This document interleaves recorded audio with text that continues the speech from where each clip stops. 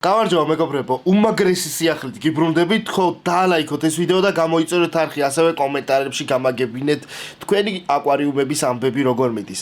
მოკლედ, როგორც გახსოვთ, ჩემი ახალი მოყვანილი ორი დისკუსი, რომლებიც პატარები იყო, ერთი ცისფერი და ერთი ჭრელი, ჩამოყალიბდა წყვილად, დადეს ქვირითი და ეხლა ვნახავთ რა სიგიჟე ხდება. იმიტომ რომ დისკუსების შეწყვილება არის ურთულესი, მით უმეტეს ლიფსიტებს მოუარონ და ჩამოყალიბდნენ კარგ წყვილად, ეგ ურთულესი არის. ეხლა კი წავედით სალიფსიტეში. ესეც ჩვენი სალიფსიტე, რომელსაც წინა მხრიდან აქვს ეს მოფარებული და აგერ აქ ხედავთ ერთ ცისფერ თევზს. აი ასე გამოიყურება. როგორც ჩანს, ეს არის დედალი რა, ეს ჭრელი და ის არის მამალი. მე რამდენადაც ვიცი. უკვე დარწმუნებული ვარ, იმიტომ რომ ქვირითი გამოიჩეკა და ამას განახებთ.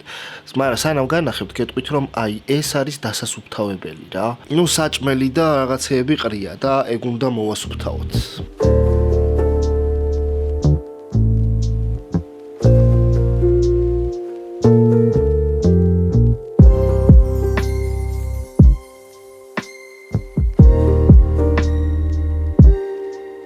ამას შეხედეთ, ბიჭო, რა ხდება? ხო არ მიხატავებით?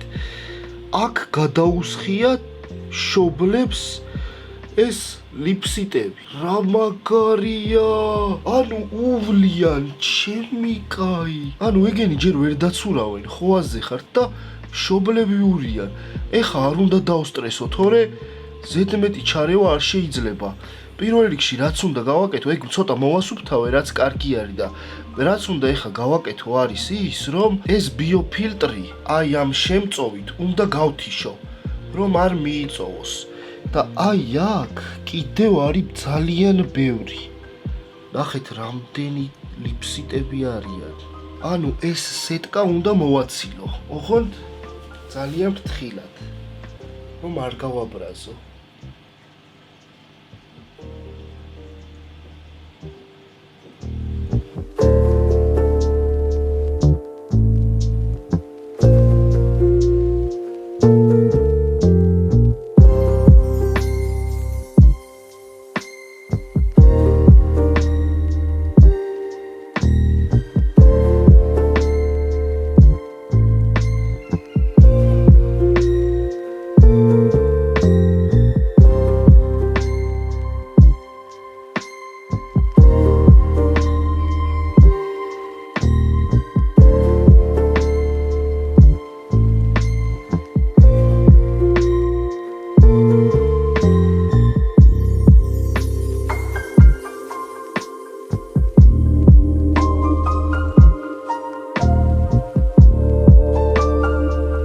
ყველაფერი არის გიჟურად რა, მაგრამ ძალიან ბევრი სირთულეებია წინ. თავარი კი არის რა, იცით?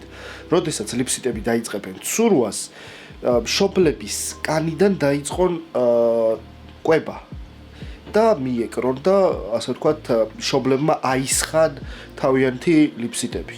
ეგ არის ყველაზე რთული პროცესი, რომელიც მე იმედი მაქვს რომ მოხდება რა. ეს მივაფარე, ბევრი აღარ შევცვალე, როგორც უკვე გაჩვენეთ, აქ ფილტრის შემწოვი შევცვალე, იქ ბუბკა მივუყენე რომ არ შეისრუტოს, მაგრამ შეიძლება სირთულეს წავაწყდეთ რაში, იცი?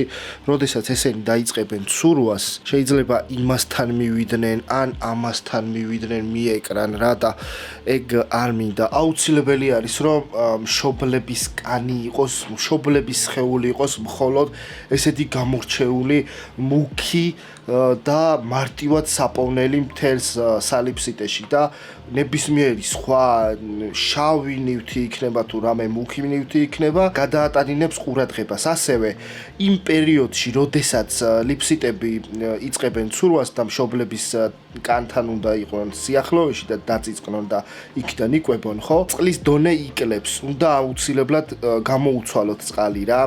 გამოუცვალოთ არა, ნახევრამდე უნდა ჩამოიყვანოთ, რომ დაახლოებით მშობლების ტანის სიმაღლეზე იყოს წყალი. ძალიან რთული პროცესები არის რაღაცეები და შევეცდები რომ ხელი შეუწყო. თავი აკვარიუმი კი ასე გამოიყურება, ეხა რაღაც გამათბობელზე ტემპერატურა საუწიე, იმიტომ რომ ამ ბოლო დროს სიცივეები იყო და ცოტა შევაშინე თევზები, ასევე მშრალი საკვები ჩაუყარე ფირფიტების სახით, რომელიც საკმაოდ კარგი არის და ვაჩვევ, რომ მხოლოდ ცოცხალ საკვებზე არ იყვნენ ეს დისკუსები. ლიფსიტებში ფაქტიურად აი ეს არის ყველაზე გამორჩეული, ულამაზესი არის და კიდევ აკრებს ფერებს და ნახატებს შეიძენს. ის მშობლები იქით არიან, შეყუჟულები. კიდევ ხედავთ, რომ რაღაც ბალახებში, მცენარეებში იმალებიან. ხო, საკმაოდ ბევრი დამეხოცა ლიფსიტები, იმიტომ რომ ამ თავარ აკვარიუმში არის ნიტრატები მომატებული და თან უფრო მეტი სიბინძურე ისადგურებს რა და წესით ლიფსიტები უნდა ყავდეთ, ასე ვთქვათ, ცალკე აკვარიუმში, სანამ არ გაიზრდებიან ცალკე აკვარიუმში თან გრუნტის გარეშე და ნიტრატები ნული რაოდენობა იყოს და ასე შემდეგ რა. აქვე არის ერთი ცალი დანტუმი, სკალარია, ასე ვთქვათ, აქ ვნახოთ როგორ იმალებიან, კარგად გამოიყურებიან და კარგად გრძნობენ თავს ჩვენი დისკუსები.